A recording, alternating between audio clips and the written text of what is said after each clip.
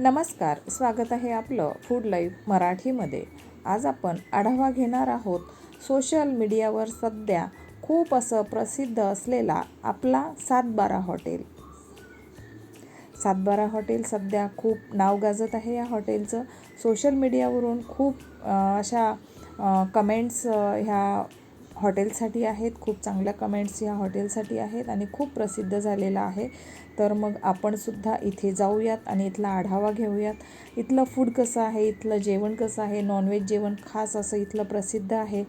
तर बघूयात, चला आपण आतमध्ये एंट्री करूयात.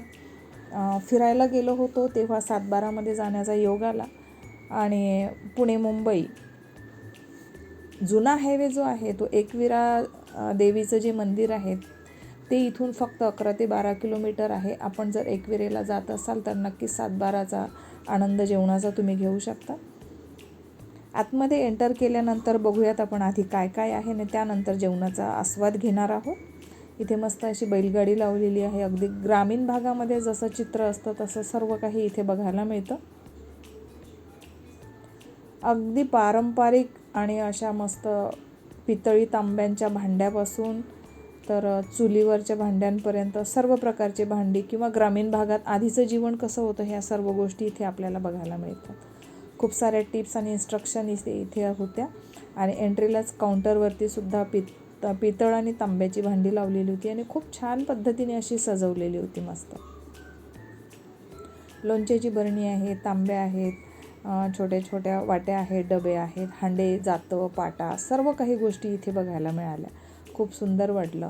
आणि इथली प्रसिद्ध सोलकडीसुद्धा आहे. बघा, सोलकडीचा इथे बोर्ड आहे आणि सोलकडीचा अनुभव खूप सुंदर आहे. पुढे मी आपल्याला सांगतेच. काही नोट्स दिलेल्या आहेत त्यासुद्धा आम्ही वाचल्या आणि जेवणाचे काही सेक्शन्स इथे स्पेशली दिलेले आहेत. त्या सेक्शन्सचा तुम्ही चॉईस घेऊ शकता. कुठल्या सेक्शनमध्ये तुम्हाला जेवायला बसायचं आहे.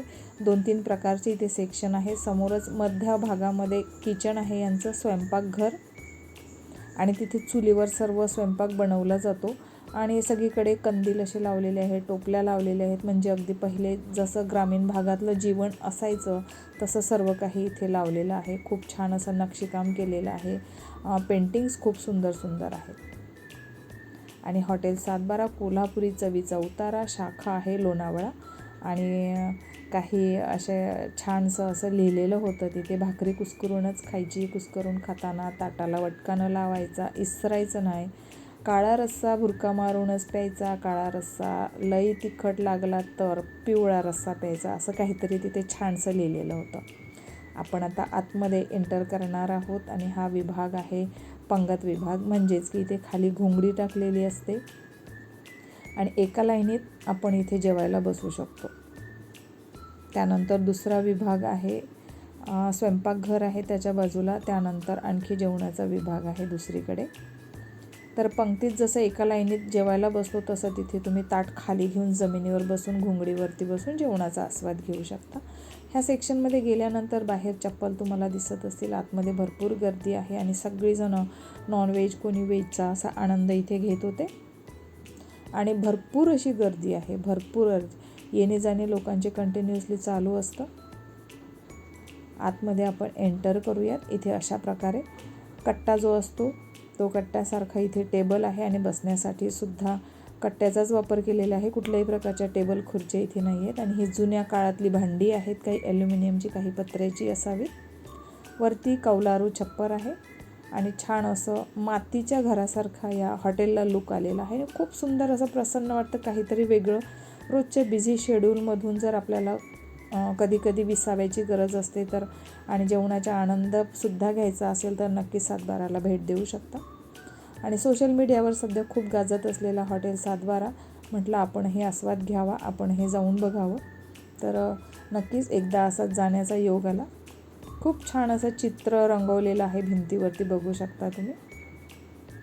जात्यावरती दळत असलेली बाई आपण आत्ता बघितली आणि जेवणसुद्धा आमचं आलेलं आहे. आम्ही ऑर्डर केलेलं होतं तांबडा पांढरा रस्सा आणि काळं चिकन सोबतच भाकरी आणि सोलकडीसुद्धा होती. सोलकडी उत्कृष्ट चवीची अशी सोलकडी होती. जबरदस्त चव त्या सोलकडीला होती. तर इथे तांबडा रस्सा घेतला, पांढरा रस्सा घेतला, सोबतच काळं चिकन आणि भाकरी. चविष्ट होती. अनुभव तसा काही वाईट नव्हता. सर्विससुद्धा छान होती. फक्त चवीमध्ये थोडंसं कॉम्प्रोमाइज इथे आम्हाला वाटलं. बाकी तो आमचा लूक होता किंवा आमच्या चवीचा तो आमचा विषय होता. पण आपण मात्र या हॉटेलला जात असाल तर आपल्याला कुठली चव आवडली किंवा इथलं जेवण आवडलं की नाही आवडलं नक्की कमेंटमध्ये सांगा. किंवा आपण याआधी कधी गेला असाल तर नक्कीच आपला अनुभवसुद्धा शेअर करा. तांबडा पांढरा रस्सा आलेला आहे, काळं चिकन आलेलं आहे, मस्त झणझणीत कांदा निंबूसुद्धा आणि भाकरीसुद्धा गरमागरम आलेली आहे. सोबतच इथे भात नंतर वाढला जातो. इंद्रायणी चवीचा मस्त चवीचा असा भात आपल्याला मिळतो. भात हा अनलिमिटेड असतो, तुम्ही कितीही वेळा भात घेऊ शकता. राईस लवर असाल तर नक्कीच भात पुन्हा पुन्हा मिळतो इथे. आणि खूप सुंदर अशी भाताची सुद्धा चव होती. आम्ही तर सातबाराचा आनंद घेतलेला आहे, मस्त चवीचा आनंद घेतलेला आहे. सोबतच सोलकढीचा सुद्धा आनंद घेतलेला आहे. आपण सुद्धा घेऊ शकता आणि नक्कीच आपला अनुभव मात्र शेअर करायला विसरू नका. अगदी ग्रामीण भागातल्यासारखी इथे एक विहीरसुद्धा बघायला मिळाली. हे त्यांचं किचन आहे. सर्व प्रकारची सोय आहे, वॉशरूम वगैरे सर्व सोय आहे इथे. आणि जागाही भरपूर आहे, मस्त मोकळं आहे. पटांगण खूप छान आहे, सर्व्हिसही छान आहे. आजचा आपला सातबाराचा व्हिडिओ आवडला असेल तर like, share and comment please. Thank you.